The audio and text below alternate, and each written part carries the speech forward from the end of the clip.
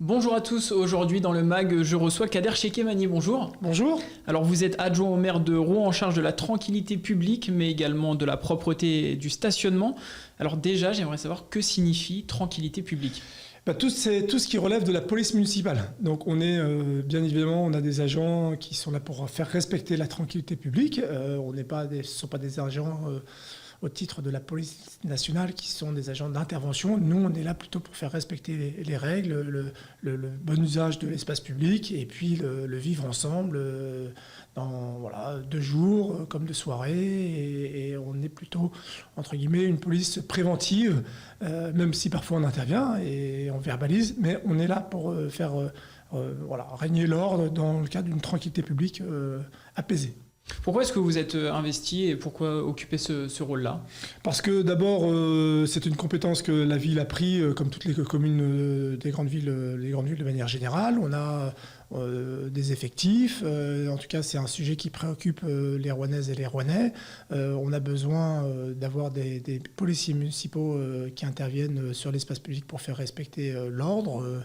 On a besoin aussi d'intervenir à la sortie pour faire respecter les terrasses, par exemple. Enfin, en fait, de présence sur le terrain pour faire voir d'abord que l'on a et que chaque citoyen se sente, entre guillemets, en sécurité. Alors justement, est-ce qu'à Rouen, est-ce que c'est une ville où il fait bon vivre?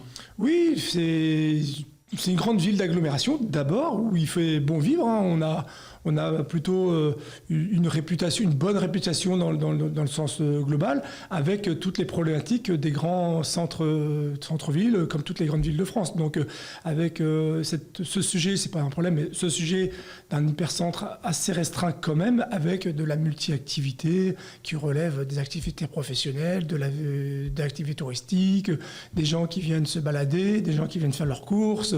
On a un hypercentre où on a une multitude d'usages. Donc, avec les problèmes que ça rencontre en termes de circulation, en termes de circulation piétonne, d'usage de vélos, de trottinettes, etc., etc. Donc, il faut qu'on fasse respecter cette cohabitation globale et que chacun puisse y venir sereinement et tranquillement. Par rapport, quel bilan vous pouvez tirer de cet été? Il y a eu quelques touristes, moins que d'habitude forcément. Est-ce qu'il y a eu des soucis par rapport à ça? Non, on a été surtout... Alors cet été, c'est surtout le bilan d'un post-confinement. On a bien senti que les citoyens, à l'échelle nationale, voire même à l'échelle mondiale, ont été vraiment perturbés par cette période qui était difficile, physiquement, psychologiquement. Et c'est vrai que ces mois de confinement a fait en sorte que les gens, et notamment les jeunes, qu'on a privés quand même d'une forme de liberté pendant des mois, a eu envie de ressortir, de faire la fête, de se retrouver tout simplement. Et c'est vrai qu'on a eu ici ou là, et notamment à l'ouverture des bars, où on a travaillé avec les commerçants pour que ça se passe le mieux possible. Là, depuis quelques semaines, la réouverture des discothèques, le soir et la nuit, qui génère aussi une envie d'aller faire la fête, compréhensible, mais en même temps, il y a aussi des riverains qui sont à côté, qui ont besoin de dormir. Donc c'est toute cette cohabitation qu'il faut faire en sorte que chacun puisse s'épanouir dans leur vie, dans leur jeunesse, retrouver des moments sociaux importants, mais aussi respecter des règles de bruit, de bon usage. C'était notre préoccupation à la rentrée. On est vraiment encore au cœur du sujet aujourd'hui. On le traite quotidiennement, mais à Rouen, il fait bon vivre. Vous l'avez évoqué, il y a eu des incidents autour de la discothèque de Rouen, l'Ibiza Club, avec de nombreuses plaintes des habitants. Quel est le problème concrètement et comment la ville agit ? Alors l'Ibiza particulièrement, en fait, ce qui s'est passé, c'est que cette discothèque a été la seule à ouvrir quasiment sur l'agglomération rouennaise dès le mois de juillet. Donc à concentrer un certain nombre comme je le disais, les jeunes avaient envie de faire la fête, et des jeunes qui venaient de loin pour avoir rencontré le directeur de l'Ibiza, des jeunes qui venaient du Havre, de Seine-Maritime, de la région parisienne. Donc ça a fait en sorte qu'on ne pouvait pas accueillir tout le monde. Donc ces gens se sont retrouvés sur l'espace public quasiment pendant toute la nuit, et ça a généré des troubles de manière très claire. Pas dans la boîte, ni pile poil devant, mais aux abords. Et les riverains se sont plaints, et c'est normal. Donc nous, on a fait en sorte de mettre des vacations de policiers municipaux pour intervenir la nuit à proximité de l'Ibiza, et aussi aujourd'hui à proximité de l'ensemble des discothèques discothèques et des bars qui fonctionnent la nuit. La police nationale aussi a été mobilisée. On a demandé à ce que la police nationale vienne aussi en renfort pour faire respecter l'espace public.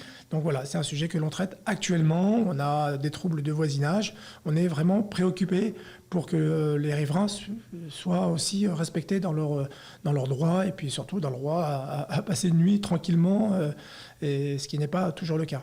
Et donc la situation est vraiment gérée, quadrillée en tout cas maintenant par... Oui, on suit ça extrêmement de près, on y va, on fait de la présence, on fait en sorte de faire respecter l'espace public. Oui, c'est notre préoccupation aujourd'hui de manière extrêmement forte. On y passe quasiment tous les week-ends. Donc, on lâche pas sur le terrain. Alors, avec des problèmes on a un certain nombre de personnes avec le pass sanitaire qui génère des queues, donc ça bouge dehors, avec une jeunesse qui a envie de bouger, notre préoccupation c'est d'être présent sur place, et c'est vrai que quand on est présent, il se passe quand même, les choses sont plus calmes. Alors, en parlant des actions de la ville, un dispositif a été mis en place avec l'installation d'une brigade de nuit. Est-ce que vous pouvez nous en parler ? C'est justement pour ça. On est en train de recruter aujourd'hui 11 policiers municipaux pour intervenir de 20h30 à 3h30 du matin, de 20h à 4h, le temps qui rentre, qui change. Justement, c'est pour gérer ces incivilités du soir, de la nuit. Aujourd'hui, si vous appelez le 17 parce que vous avez un trouble sur l'espace public ou un voisin qui fait qui écoute la musique un peu trop forte, qui vous empêche de dormir, il n'y a personne qui vient parce que malheureusement, on manque d'effectifs de policiers nationaux sur notre territoire de manière extrêmement importante. Ils peuvent pas, ils considèrent que c'est pas une urgence. Donc là, quel va être le secteur d'intervention ? Donc notre secteur d'intervention va être sur la ville de Rouen. Donc on aura 3 brigades, comme je vous disais, du mardi soir jusqu'au dimanche matin, qui interviendront quasiment 5 à 6 jours par semaine. Et puis nous serons en moins de 5 minutes sur place en cas de trouble. Donc l'idée, c'est de protéger d'abord les jeunes femmes qui se baladent, qui se promènent et qui vont boire un verre tranquillement sur l'espace public, parce qu'on a quand même aussi un public plus vulnérable, et de faire en sorte que chacun puisse sortir la nuit tout en étant tranquille et de manière apaisée. Donc avoir de la présence, et 2, de pouvoir intervenir très vite dès qu'on sera appelé s'il y avait un problème. Est-ce qu'il y a un numéro justement, comment faire pour contacter cette Oui, il y brigade ? aura un numéro, c'est le numéro qui existe déjà, qui appartient, c'est ce qu'on appelle le CSU, à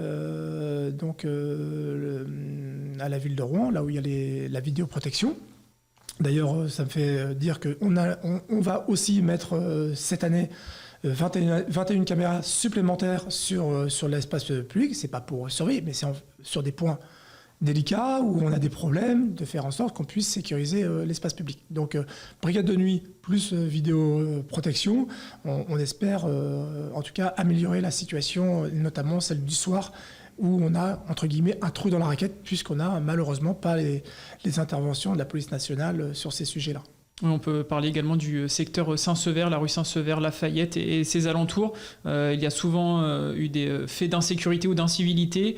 En ce moment, vous travaillez dessus, c'est bien ça ? Oui, on le constate. Malheureusement, on a un point ici où il y a une concentration de personnes qui agressent, qui dealent, des personnes souvent aussi en situation irrégulière. On concentre nos forces, nos moyens, notamment nos policiers municipaux, tous les jours de la semaine, du matin au soir. Ils sont sur place, ils sécurisent la rue, de faire en sorte d'intervenir le plus vite possible, et puis donner ce sentiment de sécurité qu'ont le droit tous les gens de la rive gauche, au même titre que les habitants de la ville de Rouen. Donc on a un sujet là. Les moyens nationaux sont aussi mobilisés de manière plus ponctuelle, mais on concentre nos efforts pour faire en sorte que ce quartier-là retrouve de l'apaisement et puis de la tranquillité que l'on doit à nos citoyens et aux commerçants qui vivent sur ce secteur de la ville. Quel est le budget alloué par la ville pour la sécurité et la tranquillité publique ? Là, vous me posez, vous me posez une colle, mais du coup, parce que c'est un budget, en réalité, c'est un budget de fonctionnement qu'il faudra définir. On a aujourd'hui une cinquantaine d'agents policiers municipaux, L'effectif, c'est à peu près une cinquantaine de personnes qui composent la police municipale. On va en avoir 11 de plus. Puis donc, c'est les caméras également. Les caméras, aujourd'hui, cette année, c'est 450 000 euros d'investissement de caméras que l'on reconduira l'année prochaine. Donc, il y a un budget de fonctionnement et puis un budget d'investissement au travers notamment des caméras qui sont sur les prochaines années de 400-450 000 euros, même si l'État et le département viennent aussi nous aider pour investir sur ce matériel. Merci à vous, Kader Chikemani, d'avoir participé à notre émission. Merci, c'est avec plaisir. Et sachez, vous pouvez également retrouver cette émission sur notre site et application Radio Sensation.